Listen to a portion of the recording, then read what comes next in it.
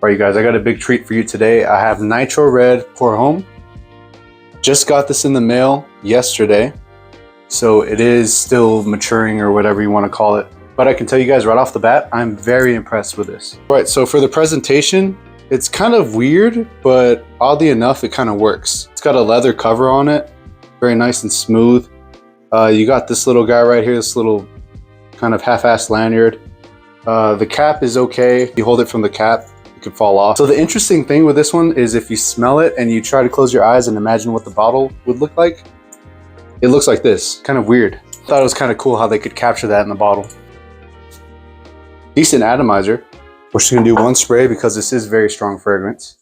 I will say off the top, there is a strong alcohol smell for a solid 5 seconds or so. Okay, so off the top, it smells like candy. Definitely has that Invictus DNA going on in here. I remember when I first smelled it, I was a little disappointed. For the first 30 seconds or so, it is very heavy on that Invictus DNA. And I already have a lot of Invictus type fragrances. I'm sure you guys can relate that the smell becomes a bit redundant after a while. But this one evolves into something more than just a basic Invictus clone. So off the top, definitely bubblegummy, pretty sweet. Candy like a watermelon Jolly Rancher. I don't know about you guys, but the watermelon Jolly Rancher was my favorite. Smells very fun, very playful. Especially if you're a bigger guy like me and you wear something like this, you're gonna be making a statement like, hey, I'm not such a scary fool. All right, so onto the mid, off my skin what I'm getting. It's been on here for about an hour or two. Very strong watermelon smell.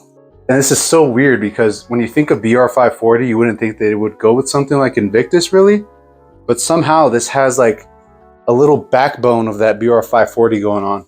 I don't want to say it's close to BR540 because it's not, but it has that kind of vibe going on where it's like aromatic, sort of like cotton candy. It has a very nice scent trail and sillage. Oh man. So it maintains that sweetness, but to me personally, it kind of turns into like this watermelon Jolly Rancher cotton candy thing going on.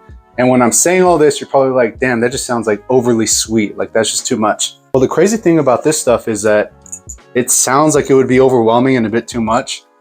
And we'll get to the longevity and projection in a second too, but it's really not that overwhelming.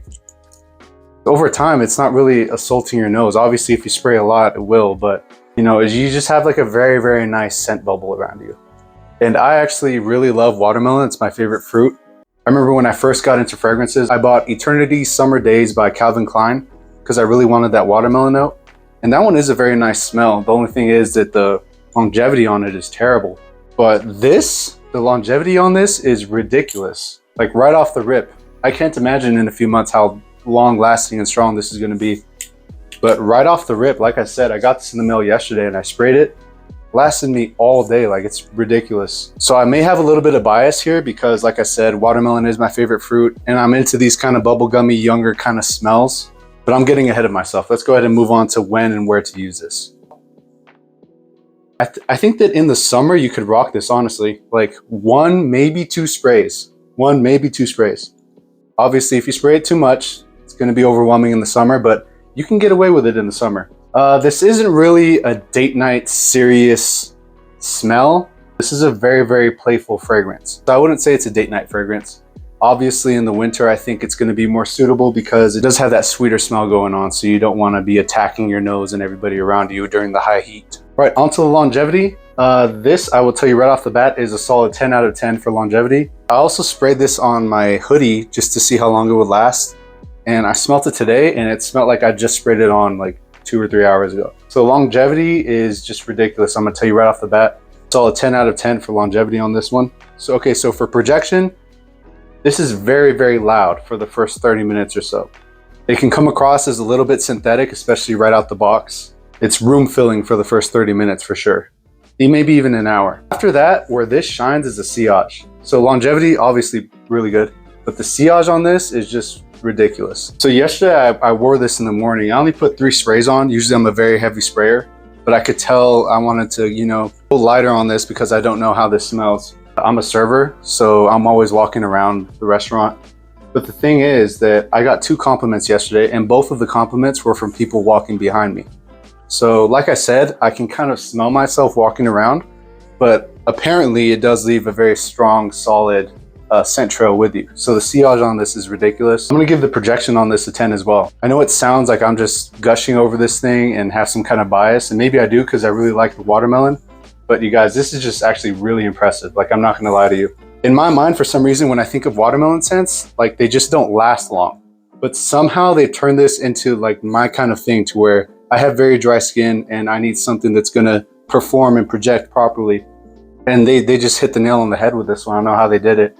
I also really love BR540. So I wouldn't say this is a clone or anything too close to BR540, but it does have that kind of vibe going on with it, especially in the dry down. Okay, so for compliment factor, you already know what I'm gonna say. This is a solid 10 out of 10. Within the first day, right away, I was already getting compliments. I'm not after the compliments per se, but it's always really nice when you get them, you know? Price. So I was able to pick up this bad boy for around $25 off of Perfume Box, I wanna say. If I were at a department store and I smelled this, like sprayed it on my skin, I would just be reminded of it all day. And I would easily spend $100 to $150 on this scent. That might sound a little crazy to you, but this is really my kind of smell. Like, I love watermelon, I love strong smells, I love playful scents. This is just hitting all the check boxes for me. So for price, me personally, I give this a 10 out of 10 as well. My final thoughts for Nitro Red, just extremely impressed. I gotta say, I have a lot of fragrances and nothing has really impressed me the way that this has recently. And I remember I was trying to look on YouTube for a bunch of reviews on this one, but they were all in Spanish. So I couldn't really follow along with it, but I just knew I had to make a video on this as soon as I got it, so you guys could check this out if you're into this kind of thing. So overall, is this unique? I think it's unique, but to most people out there, I think that they would think this isn't so unique because it does have the Invictus DNA in it. So for me, the uniqueness is there, the compliment factor is there, the projection's crazy, the longevity on it's crazy. Overall, it's just a very, very solid fragrance. The only fault I would give this is that for the first few seconds, right out the box, this does have a strong alcohol smell.